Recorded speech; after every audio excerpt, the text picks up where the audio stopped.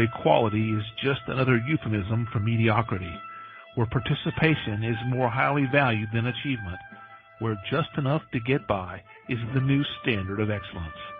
There is a small minority of people who fight back against such apathy, who struggle daily to reach new heights.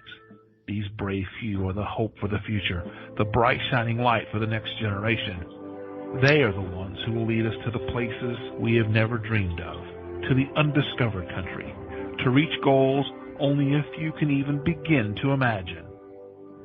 Unfortunately, none of those people could be here tonight, so kick back and relax. Prepare yourself for several hours of fun, friendship, fascinating conversation, and fabulous music.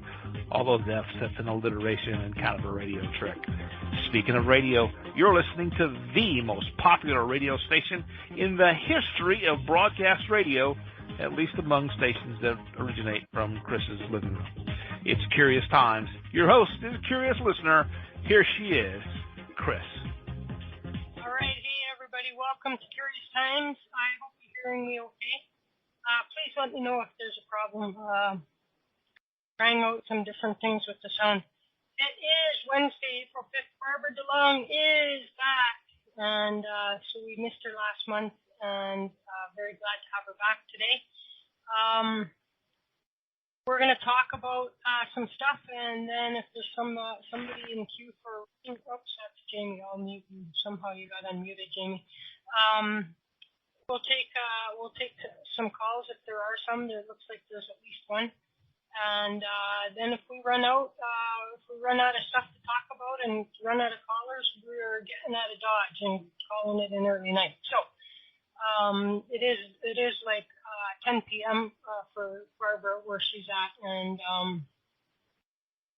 we'll not keep her long if there's not much going on. But looks like she has something pretty interesting to talk about, and so that'll. And Barbara and I usually, have enjoyable conversations, so I always enjoy that.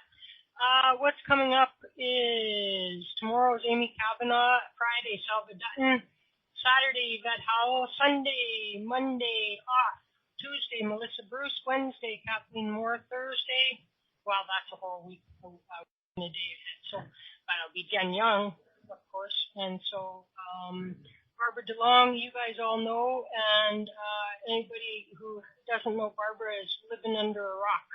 And she has created her own oracle deck, which I am the proud owner of, called the Cosmic Deck of Initiation. And the beautiful thing about these, does anybody know trivia? What's the unique and interesting thing about Barbara DeLong's deck that is so cool? Well, besides, they're round. And so that's really cool. And so she's got that. She's also the author of a book called Whispers of Spiritual Wisdom. Both of those are available at Amazon. So just go to Amazon and input the name Barbara DeLong. She's got like over 40 and maybe even been a long time, so maybe getting up to 50 years of experience. And you can check out her website, which has a plethora of interesting topics and information at www.barbaradelong.com. There's also a YouTube channel where she's got a documentary called Secrets of the Stones. And so just look up on YouTube, Oracle Tracker. So let's just go get Barbara. Hi, Barbara. Hi, Chris. I was here last month. No, You were here last month? Yes, ma'am. It was the month before that you were ill? I know I was here last month. We had a lovely talk, actually. Well, I might have jumped ahead about a month, but we had missed you one of these months, and this is only... Oh, okay, I stand corrected. Quite possible. It's just that I really tried to not miss your show, so, Oh, I know. That's why whenever that was, I'm like, you missed me. Yeah. But I have a question before we get into any topic here. You play music on the air. How do Yes, you? I do. How do you do it? I did a haunted investigation with a team of people, and they sent me all the EVPs, and I don't know how to actually play them over Skype. Okay, well, there's two ways, Barbara, and I'm not sure if the other way is working anymore. But there's application called Clownfish. And Clownfish. this is to Clownfish, and it's to allow people to play audio over their Skype connection. It's less complicated than the way I use, which is I use Voicemeeter. And Voicemeeter is like a kind of complicated program, and it uses like virtual audio cables and all of that kind of stuff. So it requires like input, output, which comes here, it's pretty much a nightmare. You know what I mean? I'll check out Clownfish. They actually found about 8 EVPs. And, oh, nice. And you really have to have headphones on to hear it. And I was going to play them on the show, and I, they're whispers, and it's hard to catch them. So unless people are listening on headsets, I'm not sure they'll hear them. Well, were you wanting to play them like somewhere else, or were you on your show? Well, I was going to play. Well, my show's done on Skype, and I thought that I would, bring them here too. And if you did, because I can play them if you send me the MP3s. You know what I mean? I can play them here. Sure. Maybe we'll do that. Yeah. They're there. They were so surprised that they got as many as they did, and it almost makes up for almost freezing my toes off. I know, right? The sacrifices one makes to get that paranormal evidence. Well, I got to tell you, it's interesting because you see it on TV and it's an hour, and they do the investigation and they play the EVPs back and yada yada. There's the reveal. Well, it took us 6 or 7 hours of recording time. And then all 5 of the recorders had to be listened to meticulously for this, and all of the video cameras, and there were 4 of them, had to be gone over for the 7 hours worth too. So, I mean, the amount of work these guys put into this stuff is just phenomenal. Well, that's why, people go, oh, let's do EVP show, and I'm like, oh my God, it's so much work. And, I've done some that we just do them live, and we take what we get live, and even at that, it's a little bit, hectic for me to get that done even. So that's good. Very interesting. I look forward to hearing those whenever, next time. That sounds like I'll shove them over to you, and, you can listen and see what you get. There was also an audio clip, and they swear there's something in it. And I've had a number of people look at it with me, and everybody sees it but me. But yeah, I'll send them all over to you, and you take a look. Sounds good. So what else is new? Hey, did you see that Lizzie star resurfaced over here? I did see that. I did. She blessed you with her presence. Well, it's funny because it was right around, Cassie's anniversary of her passing, and Lizzie was one of Cassie's very favorite people in the world, Uh-huh. And Corinne had written to me and said, so last Tuesday, Nick Fox sort of wrote to me before the show and go, oops, I kind of forgot about the show. I won't be able to do it. And so I posted, that, sorry guys, we're at, we don't have a show tonight, and blah, blah, blah. So out of the clear blue sky, Lizzie Star writes, private messages me, lets me know she's back in North America for a few months, and that she'd be happy to come and fill in whenever, and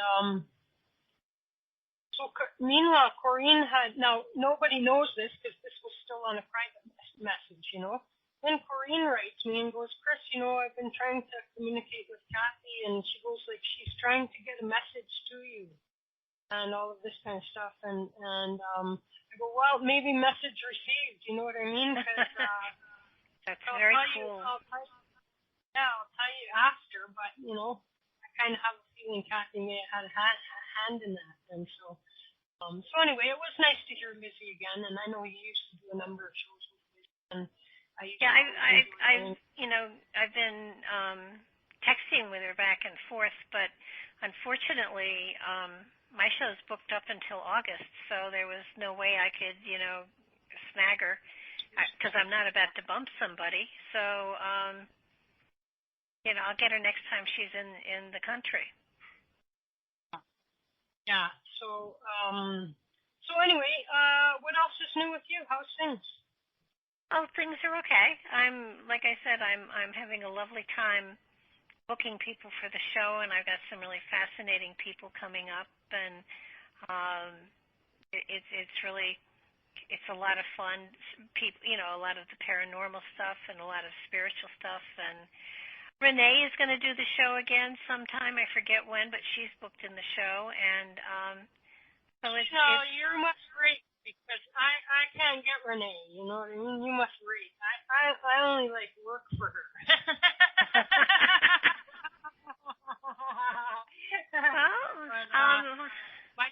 My show's late for her, and she gets too much of a buzz, and so she finds it really hard to sleep. Well, I think part of the attraction, I don't know, but I think part of the attraction is I don't want to do a reading show. I want to do an interview show. Yeah.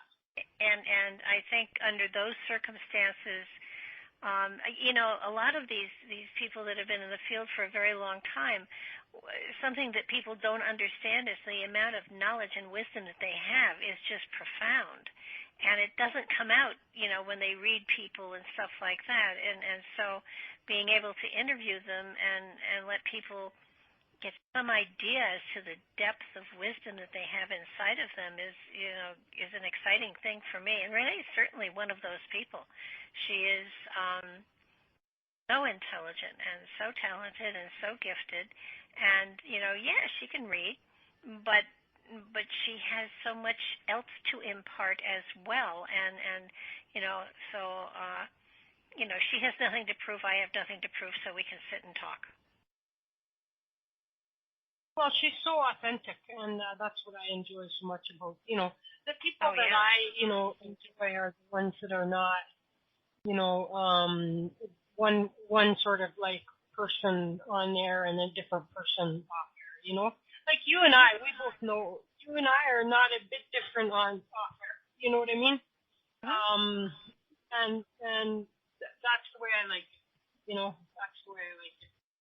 I think that there's a lot of them that are, they're just playing a character or something like that. Yeah, I tried to do that at one time. By the way, it is over 50 years in the field. At one time, it was a big deal that everybody was channeling, Master Light and Master this and, Archangel so-and-so and everything. And I was with a guy, and I was also doing the Renaissance Festival, and I said, I think I'd get more business if I channeled somebody, but big, not God or Jesus, because that's getting a little too arrogant, but, maybe just a little bit beneath. And he said, well, who are you thinking about? I said, Melchizedek. Nobody channels Melchizedek. So I thought, okay, I'm going to channel Melchizedek. And I got myself settled, and I got myself profoundly looking, and I started in, and I couldn't stop giggling. And, he said, and the guy I was with said, unless Melchizedek was a flaming fairy that giggled a lot, you're in trouble, And I said, I cannot pull this off. but it was like everybody was, oh, I'm not going to a psychic, I'm going to a channel who channels, Archangel Michael or Archangel Gabriel or Archangel Ariel, and it's, so I thought, well, it's the same information. Let me just put up the front and give them the information that way, but I couldn't keep a straight face. Just couldn't do it. So it just comes from my higher consciousness, and that has to be good enough for anybody that gets information. Well, that's just it, right? And so, like, sometimes I go, gosh, I don't know if these people are absolutely out and out faking it, or they're really channeling this information, and they're just, like, taking a guess at who it is. Like, I'm always like, how do you know that that's who you're... You don't. You know what I mean?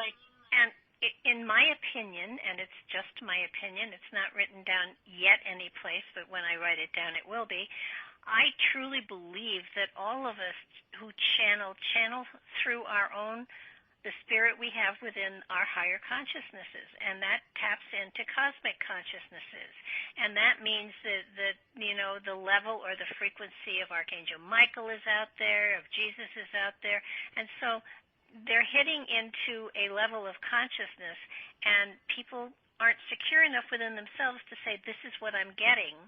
They want to say it comes from so-and-so, because then you'll be impressed with the so-and-so instead of paying attention to the validity of the material.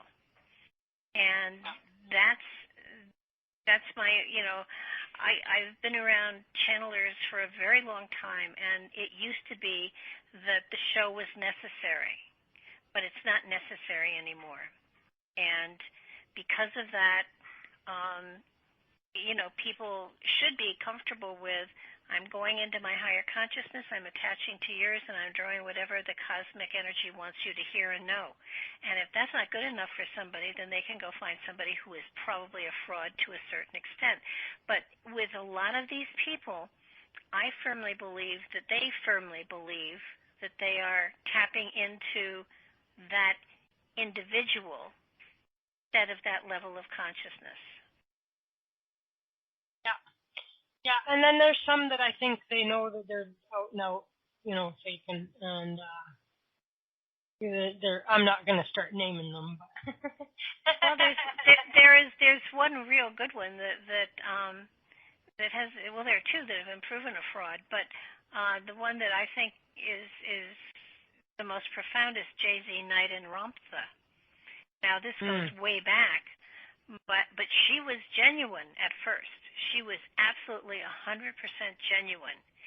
And then I think what happened is that she pushed it too hard. She got tired. She had to fake it. And once she started to fake it, it was easier to fake it than to really tune in. And at some point she was caught.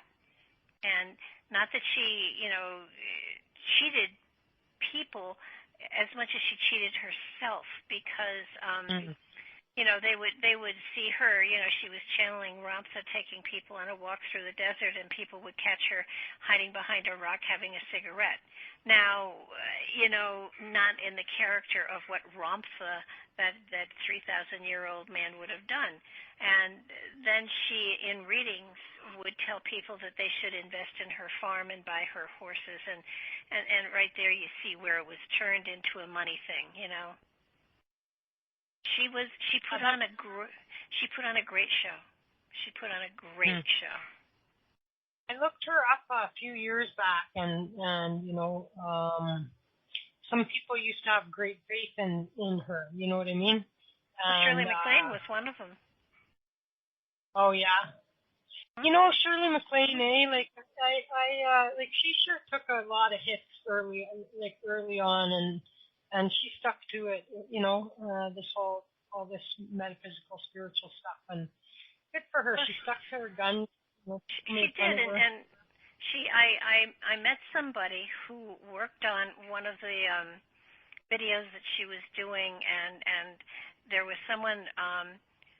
They were going up to Machu Picchu, I think, and at some point she stumbled on stairs, and somebody said, "Oh God, Shirley's fallen," and one guy said, "Nah, her chakras are screwed up. Leave her alone. She'll be fine. And there was a big issue because at the end of filming, usually the people who are indigenous to the area who have helped out get gifts from the crew. But she wouldn't give any gifts to the people that had helped because she didn't want to mess up their karma. You know, she took it to an extreme, I feel.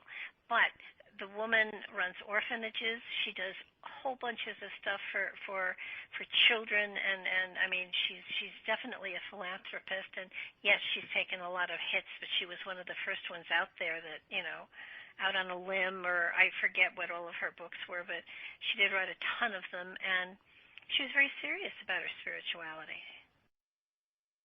Yes, she was. I remember being a kid and everybody making fun of her all the time, and you know, all them decades later, she's good for her, you know. So what's this that you came across? Because speaking of channeling and everything like that, there was a time. Yeah. Okay, this is Anshar. Okay, gotcha. No, it's not. Well, this is reposted in 2012. In the 1970s, Brad Steiger worked with NASA and with the NASA engineers and scientists to put together a list of characteristics that were common to those people who were called star people. It was reposted in 2012, but it was originally put out in the 1970s.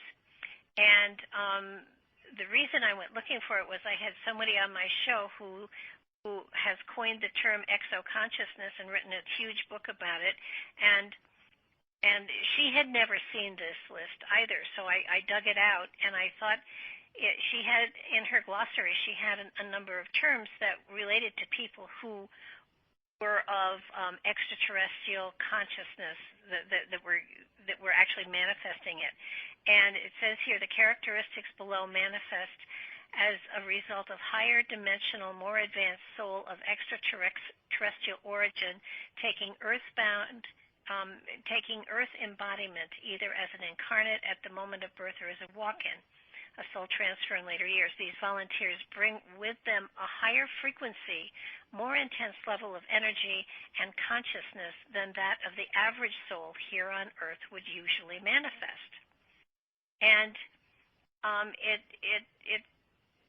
it is a lovely list of characteristics to give people some idea, because you know everybody wonders, you know, am I different, or do I really have is there something unusual in me, or you know, and there's that element of, you know, we've learned actually that we are really hybrids that are human mixed with extraterrestrial and a couple of other things thrown in for good measure.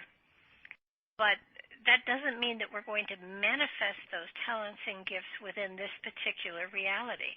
And if you are manifesting the gifts that you have brought through time from these extraterrestrial, other dimensional beings, there are certain characteristics that they have attributed to people who are not only have this energy, but that are using it within their reality. I'm just looking at this list and I'm going, like, a lot of these things they also attribute to indigo children, including the years born during. This, I've seen it also, a lot of these same attributes be attributed to people who have had extraterrestrial visitation or abduction. Exactly.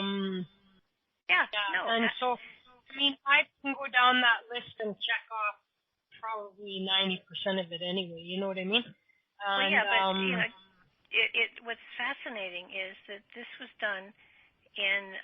Will I clog the chat room if I put it up in it? No. Okay. Feel free. I don't want to do anything No, it's fine. Fine. It won't take it too long. Oh, maybe not the whole thing at once, right? Here, I'll just do the characteristics themselves, and I'll piecemeal it. Okay? Okay. Well, what I think is so phenomenal is these characteristics were put together before indigo children were labeled. And indigo children were labeled by a psychic, by the way. Scientists didn't do it. What I love about this is this was put together with NASA scientists. So they had to do some sort of testing or some sort of collecting of information, and it's really those of us who are in the field probably have a great deal of them. And they said that most people who are star people have at least a third of these, and if you look at them, and you have more. Now, all this means is that you have access to a level of consciousness that is more multidimensional and extraterrestrial linked than most people. You have access. It doesn't mean that you're using it. It just means you have access to it. And like everything else, if you want to utilize it, you have to work on it. You have to work on yourself. And wouldn't you argue that every single human being would have access? No, because our DNA carries everything with it, and every lifetime we don't have access to all of our DNA. So it depends on what the purpose is of the lifetime that we're in, whether or not we have that switched. And okay, but let's, because when I look at it this way, I go, it's been said, every single thought, every single word, every single everything that's ever, I've never said an original thing. Some people argue that you channel everything from this universal library, that is there. And there's more coming, you guys. I just had to stop to talk. So if all of this information, and let's say, for example, the universal library, let's, for example, call that Akashic Records or some similar, thing, then this is information that is theoretically accessible by anybody at their higher conscience level, but doesn't mean everybody can. Or will. Yeah, I think that's the important thing. It depends on what the purpose of the lifetime is, whether or not you're able to actually access it. So these are the particular times that we're in now are tremendous transformational times, consciousness-wise. So what's going on here is that I found this list is 50 years old. I got it when it was new. And at that particular point in time, it made such great sense because I was getting so many people coming to me that had all of these different characteristics and thought they were weird or sick or whatever. And when I go back and I look at this list now, it's like, yeah, it's what I called the light body energies. NASA called them star people. This has nothing to do with somebody else's description of star children or stuff like this. What I love about this is that NASA scientists put this together with Rod Steiger, and I had on my show Rebecca Hardcastle, and she knows a gentleman who knows Rob Steiger, and we're going to try to get Rob Steiger on the show so that and Steiger is like 80-some years old now. But if you have these characteristics, oh, I see Renee is here. Renee, copy these down, or else I'll send them to you.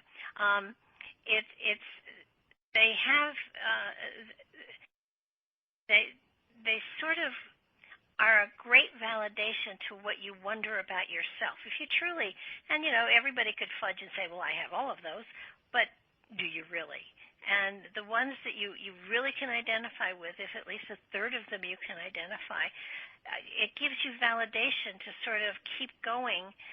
Don't let people be naysayers to you, and reach for that magic that you have inside.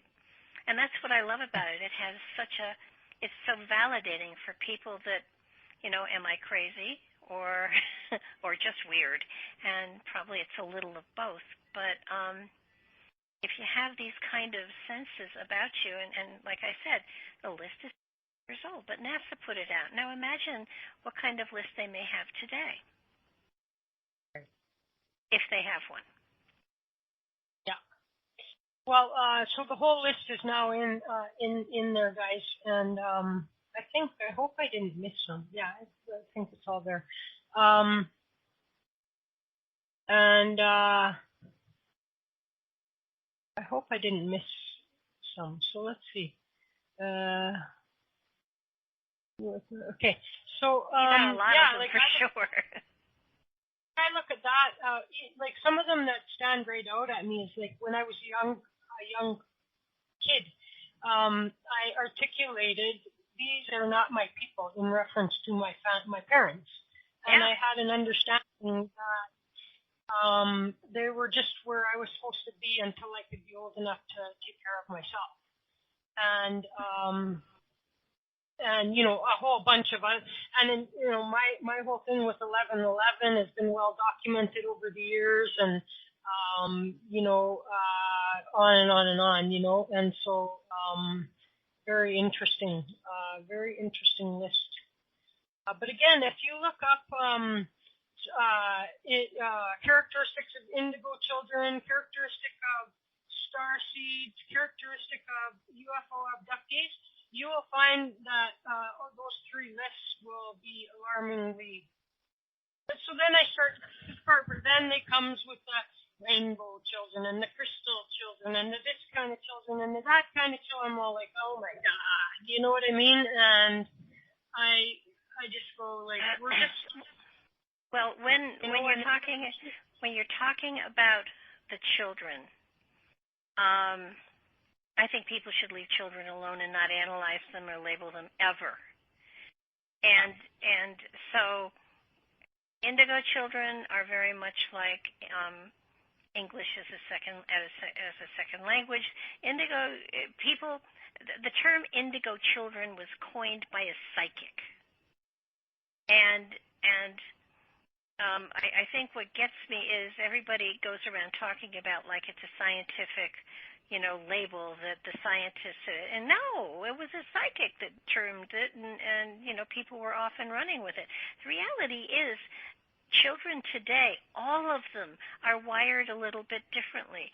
The approach to teaching them should be different. And we have stayed with the same old system of teaching our children for the last 50 to 100 years.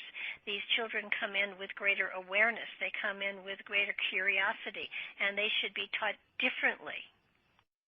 Yeah, I mean, I'm with you on some of that, but I've said this before, is that I really feel like that every generation has had its group of children who have been, and so it's not like, I honestly see young people right now like more asleep and worse than any children I remember when I was a kid.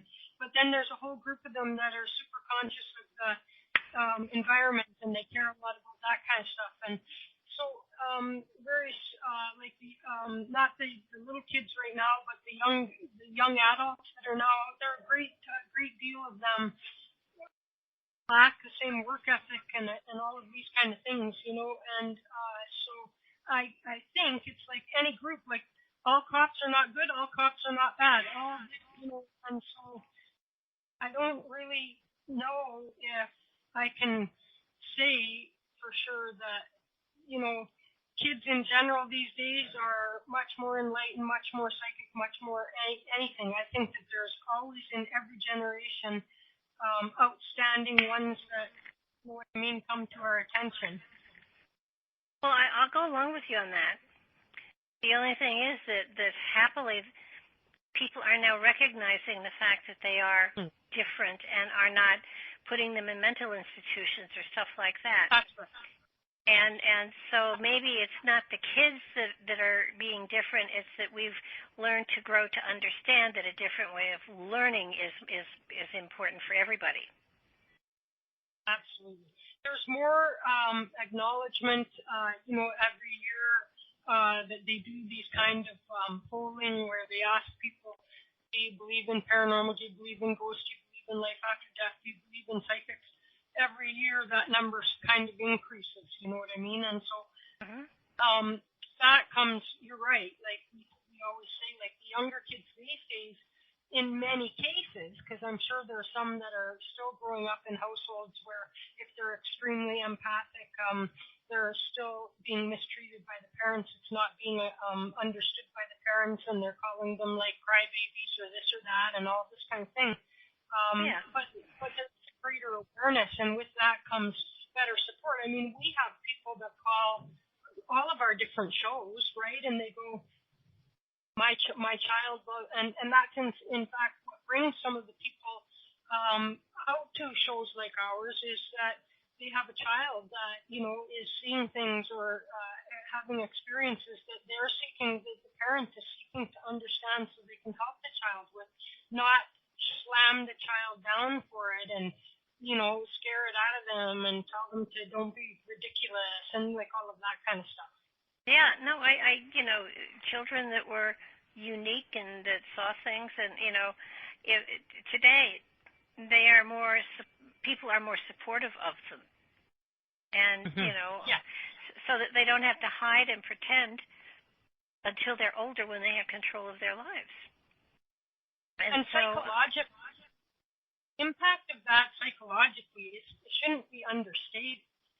Because when you take a child who in their formative years, where their personality is forming, and you're drumming into them that they're crazy, stupid, lying, that they're a crybaby, and all these negative things, like that has an effect on their whole life. You know what I mean? Because those are the formative years. And so if only one thing good comes out of this greater awareness that more and more parents have with each passing generation, is that those kids aren't growing up like feeling, and then of course the kid's not going to talk to their parent about the ghosts that they see or the things that are happening to them because they've already been trained that they're not to speak about that stuff. It doesn't mean the experiences necessarily go away, and so then that becomes much more traumatic to the child because they have no way of understanding it until they're older, and then they have nobody that they feel that they can talk to about it.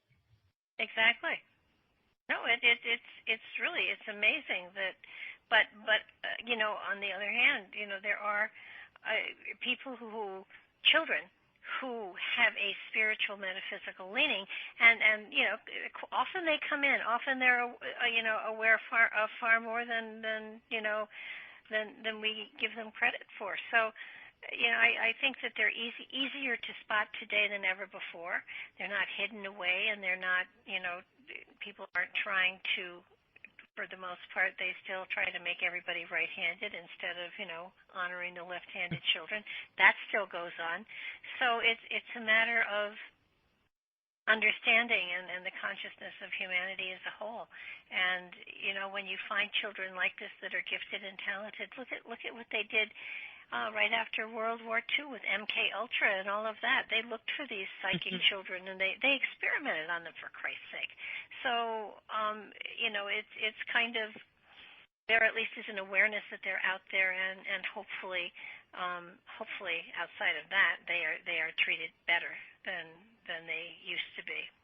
But there is also that level that if you and it's the thing that most people don't understand. In order to develop any ability to perceive or precognate or all of that stuff, you have to go inside. You have to work on yourself. And these kids are more open to going inside and working on themselves than a lot of the adults that are out there. No, I've done all my classes and I'm a master, and so I'm going to go out and make a living at doing readings. No, absolutely right. What was I going to say now? I totally lost it. That's too bad. No, I cannot remember what I was going to say. So, do you want me to? Okay, look, I think that we just have. By the looks of it, there's just going to be one person calling in for a reading. And okay. so we can take a song break and Well, I'm come glad we back got and the take list that. up too. So Yeah. thank you for that. I appreciate that list. Gosh, I wish I could remember the part that I wanted to lost it. Maybe it'll come back to me while the song is playing. Okay. And we'll take a song break, and then we'll come back and we'll take that call, and then we'll see what happens. Okay. Sure. Okay, we're back, and quick shout out, and then we'll go ahead and bring Barbara back, and then take our caller, and then we'll see where we go. It looks like we might be out of here a bit early, guys. Amy's here. Hi, Amy. And Barbara, of course, is our guest. She does do her show at freedomslips.com. I believe we'll get her to give us the details on that. Dan, the man, is in the house. Diane, how are you? Gemini Moon, hello. And Jamie is our caller. I don't know who HU is, but they're not listening. They're just sitting there lurking. It's kind of creepy, right?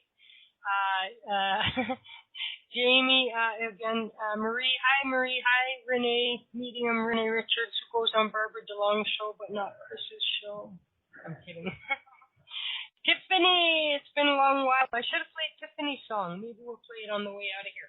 And Wildflower Wind Sandy is there, so we'll get Barbara back on. Yeah, remind people where they can find you on your show, Barbara. Yeah, the show is on Monday nights, 10 to 12 Eastern, and it's called Nightlight, and it's on freedomslips.com. Studio B. And this Studio next B. week, From Studio B. Yeah, and this next week we're talking to the metaphysical people that did the investigation on the 1770 house, and then we'll talk about, what we found.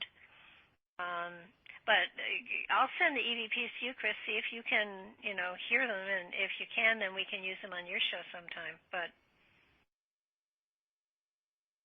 I can't hear you, so you're muted.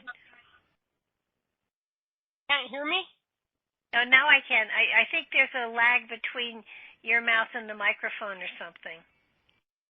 Okay.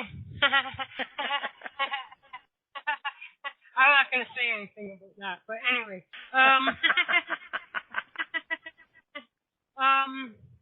Well, you know me. I appreciate listening to people's EVPs and that getting my own when possible, and so that'd be great.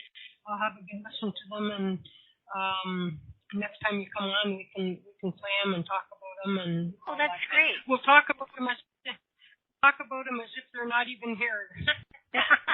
I'll send the video too, because we can show the video, can't we? I can't show the video unless the video is posted. I suppose you could put it up on your YouTube, and then we could just give people the link and go there. Well, I'll send it to you, and you figure out if you want to try to use it or not. Okay, that sounds good. All right, well, we have one caller for you. Okie doke. So we want to go back to that person. And hi, Jamie. I'm assuming you're calling to talk to Barbara, or are you just listening? No, I'm calling in just to talk to Barbara. Okay. Is there something specific, or did you want to let her rip? I guess just maybe something a little bit specific, but just seeing what you can kind of get from me as well. Now that's two different things. Okay, I'm sorry. Listen, here, I'll answer for you. If you want to let her rip. Okay. That'll answer everything. Okay, but the only rule is you can't interrupt me. You have to just let me keep going, okay? Okay. Okay, this next year is going to be a time in which there's a great deal of intellectual stuff going on. It's almost as though you're going back to school in many different levels of life and many areas of life. I'm not thinking particularly that it's formal education, but it does feel as though there's a learning curve here, and you're really heavy into learning more about yourself, your journey, your direction, your talents, your skills, your gifts, and things like that, so that the next year is going to be a year in which you're constantly researching and looking into new things that may have application to your life. It's also a time where the golden rule applies, so that what you send out returns to you greatly magnified. That old saying, what goes around comes around, is very appropriate here. And for all the good things that you've done, certainly good things are coming back to you. And it feels as though it really is a very happy, comfortable harvest time for you on many different levels. You have a new energetic that you are radiating from your body, so that you are drawing people of a different quality, a different level, a different consciousness into your sphere of reference, so to speak, the people around you, and it feels as though they're taking on a different quality, as though they are stepping it up a bit as far as consciousness goes. There's a deeper spiritual understanding within you, and then within the people that are being drawn to you. It feels like it's a new time frame for you. It's a new venue for you. It's a new way to look at life and experience life in a far a more vibrant way. It does feel as though your consciousness has stretched, that you're able to perceive things differently. You're looking at things differently, and there is a deep understanding as to that you do create, you do create your reality by your perception of it. So you're shifting and changing the way you look at things, at people, at situations, at relationships too, especially. As you move into the May time frame, there's a sense here of committing yourself to new directions, to committing yourself into applying yourself in new areas and new arenas. This is a time where you're saying, I'm going to shift, I'm going to change, I'm going to grow, and I'm not going to stay in the same rut any longer. I feel that the element of commitment also has to do with relationship, but it does feel as though relationship is an area that you struggle to some degree with. And it's one of the issues, it's one of the areas that you're going to be working on this lifetime, the element of relationship with yourself first, then with friends and relatives, and then with loves and partners and stuff like that. So that there's a sense here of learning how to communicate in new and different ways, learning how to create a better balance within yourself, and then understanding that it first starts with you. It's not trying to make other people conform to what you think they should be. It's a matter of getting comfortable with yourself so that you can flow with wherever other people are, and be comfortable with the fact that they don't need to be changed because they're perfect the way they are, so that you kind of are taking another look at some of your relationships and saying, you can either accept or not, and if you can't, then you move on and you make space for new people to come in. As you hit the June time frame, there's a sense here of new beginnings and fresh starts. It does look as though you are at a point in time where there are new beginnings here. It's almost as though you haven't been learning as much as you could or should have been, and that it's a time for you to start letting yourself get back into that learning mode or genre, if you will. And I'm not talking against school. I'm talking more or less about other aspects and areas of life, whether it's a language, whether it's computer stuff, whether it's getting into some of the crafts or the creative aspects that are within you, but it's a time for new beginnings. It's a time to balance yourself out and to make sure that you make room for not only the learning but the relaxation and the tuning yourself into nature, the Earth Mother, and those parts of yourself that resonate to connect to the Earth and to the energies that are around you. July is a time frame where there's a sense here of healing, of letting go of things that no longer nurture you. It feels as though you've been going through a time where you may have been dragging. You may have been feeling as though you just can't catch up with yourself, that there's an inner restlessness, and also the aspect, it feels like as you get into the July time frame, you may well find that you are very, very tired, and that's because you're getting a lot of information that's being downloaded to you spiritually speaking, when you sleep, and therefore there is that sense of you're not really getting the rest that you will get as soon as downloads are over. Then you catch up on your sleep, and I know you don't catch up on your sleep, but you at least begin to feel better. And as you move forward towards the end of July, it feels as though this is a time where there is a greater sense of greater vitality coming into your life here.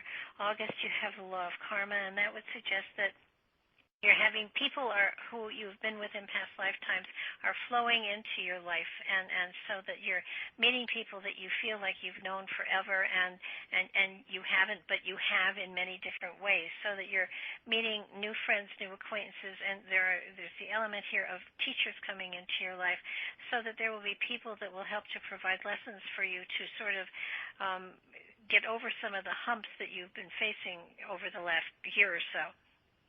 I feel that there is a great sense of balance coming in the September timeframe.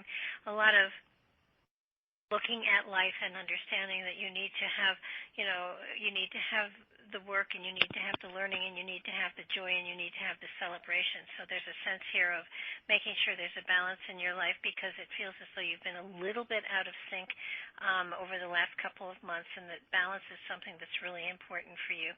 As you hit the November time frame, here's more books, lots and lots of books all around you, and it's a sense of the light bulb going on, understanding new directions that are very appropriate for you. You may actually even be experiencing the possibility of a shift of work or career here as you move into November. Spotlight falls on you. People appreciate what you do and how you do it. So it looks as though there may be a shift of what you do professionally here. And if it's, I feel it's really a shift, but it could be just a promotion where you are. But I really feel that there is a strong sense of you're looking for something that is closer to your heart's desire.